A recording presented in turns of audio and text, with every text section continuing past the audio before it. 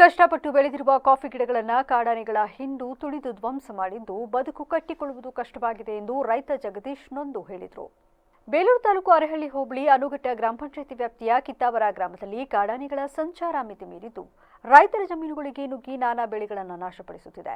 ಈ ಸಂಬಂಧ ಮಾತನಾಡಿದ ಅವರು, ಕಾಫಿ ಗಿಡಗಳು ಫಸಲು ನೀಡಬೇಕಾದರೆ 4-5 ವರ್ಷಗಳು ಅದರ ಹಿಂದೆ ಬೀಳಬೇಕಾಗಿದೆ. ಹೀಗೆ ಫಸಲಿಗೆ ಬಂದ ಗಿಡಗಳನ್ನು ಬುಡ ಸಮೇತ ಕಿತ್ತು ಹಾಕುತ್ತಿರುವುದರಿಂದ ದಿಕ್ಕೆ ತೋಚದಂತಾಗಿದೆ.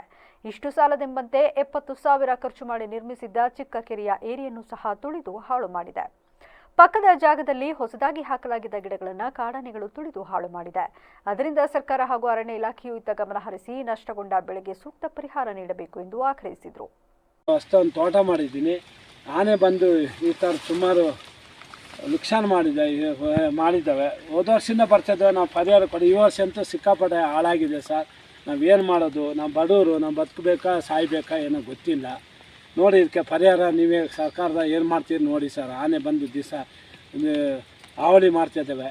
ನಾವೇನು ಮಾಡೋದಂತ ನೀವೇ ಡಿಸೈಡ್ ಮಾಡಿ ಸರ್. ಇಲ್ಲ ನಾವು ದಾರಿ ಒಂದೇ, ಸಾಯೋದು ಒಂದೇ ದಾರಿ ಸರ್. ನಮಗೆ ಯಾರು ಬಂದಿಲ್ಲ ಸರ್. ಈ ಫಾರೆಸ್ಟ್ ಆಫೀಸರ್ನ ಕರೆದು ಬರ್ತೀನಿ ಅಂತ ಹೇಳಿದ್ರು, ಬಂದಿಲ್ಲ, ಇನ್ನೂ ಬಂದಿಲ್ಲ. ಕೆಲಸ ಮಾಡಿಕೊಂಡು ನಾವು ಕೂಲಿ ಕೆಲಸ ಮಾಡ್ಕೊಂಡು ನಾವು ತೋಟ ಮಾಡಿರೋದು. ನಮ್ಮ ತೋಟ ಸಿಕ್ಕಾಪಡಲ್ಲ ಹಾಳು ಮಾಡಿದ್ದಾವೆ. ನಾವು ಏನು ಮಾಡಬೇಕು ಸರ್? ನಾವು ಆನೆ ಸಮಸ್ಯೆ ವರ್ಷ ಇದೆ. ಆನೆ ಈ ಸಲ ಅಂತೂ ಸಿಕ್ಕಾಪಡೆ ನಮ್ಮ ತೋಟ ಎಲ್ಲ ಹಾಳು ಮಾಡಿದ್ದೆ. ನೋಡಿ ಸರ್, ಹೊಸದಾಗಿ ಒಂದು ತೋಟ